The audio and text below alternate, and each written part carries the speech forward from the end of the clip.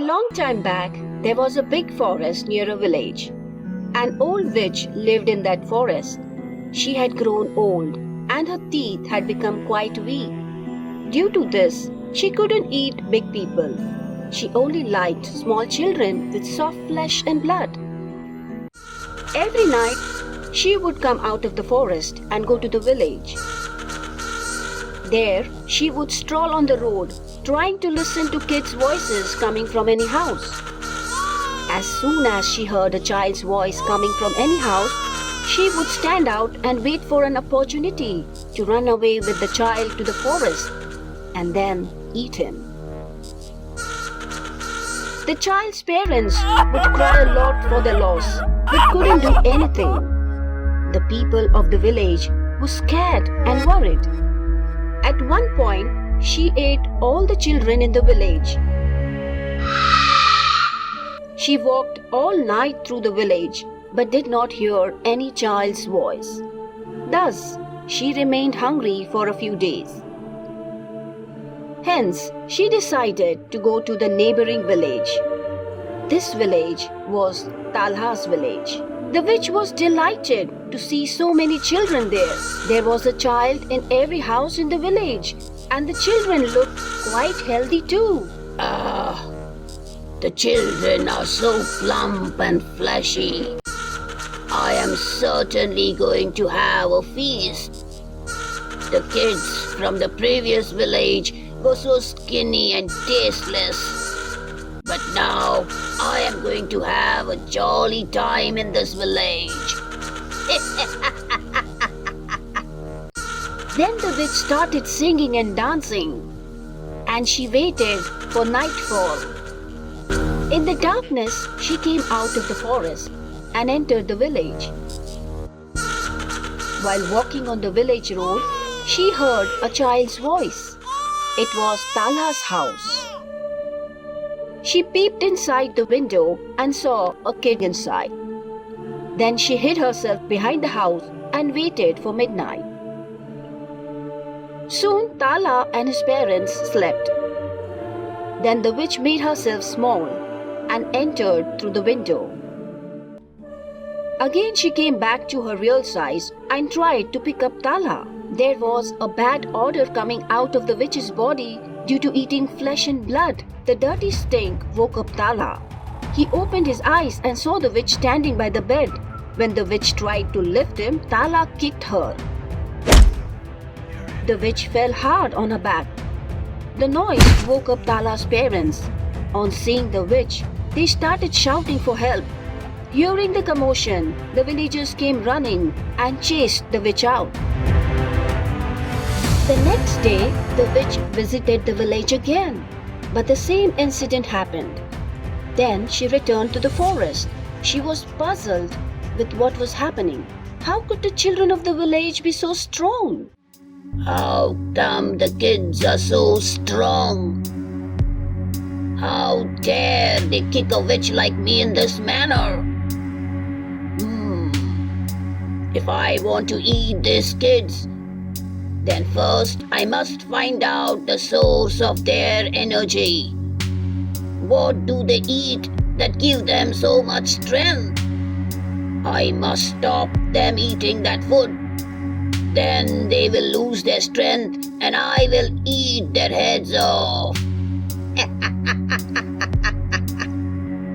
From the next day, the witch kept an eye on the children. She made herself invisible and spent the whole day in front of their houses and looked carefully what those kids ate. 2 days later, she found out that the children ate eggs and drank milk every day. Oh, so now I understand. They have become so strong because they eat eggs and have milk every day. Now I must find out from where the eggs and milk come. The witch then followed Talha's father. She observed that Talha's father went to a market and bought eggs and milk from a man named Kalu. Thereafter, the witch followed Kalu to his house. Going there, the witch noticed that Kalu had many ducks, hens, and a cow. The chickens laid eggs every day and the cows gave milk. Then Kalu would sell them in the market and earn his livelihood. The villagers would buy eggs and milk to feed their children, and hence the children were strong and healthy. So now I know your secret. I have to do something to stop the supply of milk and eggs. If the children don't get to eat this food, they will become weak, and then I can easily carry them away and eat them.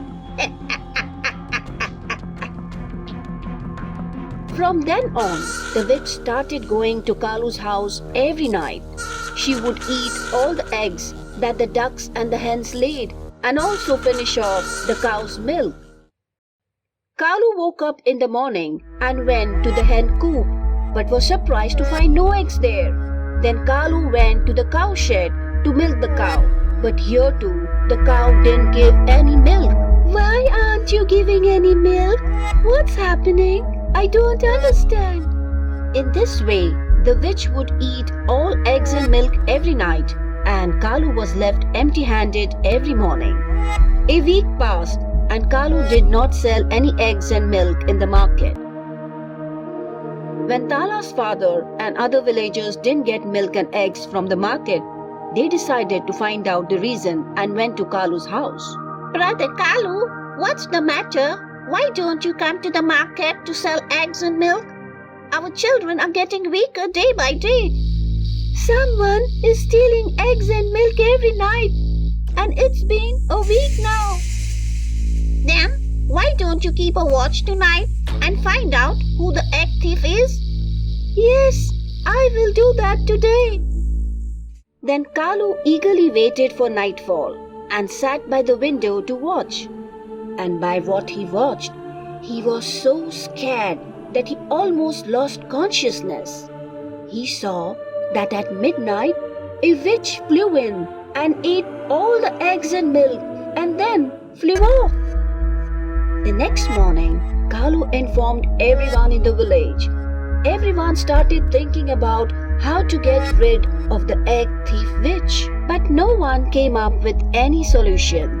Talha was also present with his father. Suddenly, he came up with an idea. Dad, I have an idea. What is your idea?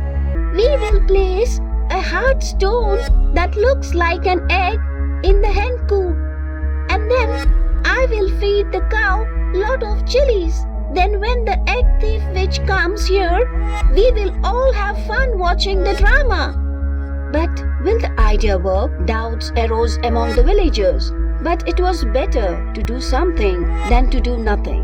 Moreover, no one else in the village could give any better solution. So in the end, everyone agreed with Talha's plan. The villagers found a stone which looked similar to an egg. And then they placed it in the hen coop. Then they fed lot of chilies to the cow. After that, they all hid and waited. When it was midnight, the witch arrived. She went to the cow shed and within a second drank all milk. The witch was unaware that after eating lot of chilies, the cow's milk had become sour. Suddenly, she started feeling uneasy. Her hair stood on end. She had never eaten anything so much sour in her life. Eeks! This milk is so sour. I feel sick. My mouth has become tasteless. Now let me go and eat some eggs. The witch then went to the hen coop. There she saw a big egg. She was so glad to see it. Wow! Today you have already laid such a big egg. Well done, my baby. Saying this, the witch picked up the big egg in her hand, unaware that it wasn't an egg really, but a hard stone. In her eagerness to eat the delicious egg, She clamped down her teeth hard on the egg, and instantly all her teeth fell off. She became toothless. Then she started weeping bitterly in pain. I am dead. I am dead. All my teeth have gone. What will happen to me now? I won't be able to chew or eat anything. I had come to steal the egg and milk, but instead I lost everything. Now I must not stay in this village for a single moment. I knew the children of this village were strong, but I didn't know that they had so much intelligence too by eating egg and milk. I can't stay here anymore. I must escape. I must leave this village immediately. Saying this, the witch flew away immediately. Only her teeth remained on the ground. The villagers were very happy to see this. They all thanked Talha and said, "Talha, you are great." Now everything is back to normal in the village. Kalu sells egg and milk in the market, and the children eat egg and milk every day. Their strength and intelligence is growing day by day, and everyone lives happily and peacefully in the village.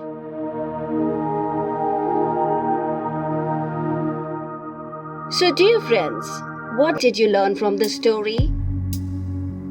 We learn an important lesson that you must eat nutritious food like eggs and milk to keep your body strong and healthy. So, dear friends, I hope you enjoyed this story, and don't forget to like and subscribe this channel to get notification of more such stories. Thank you and goodbye.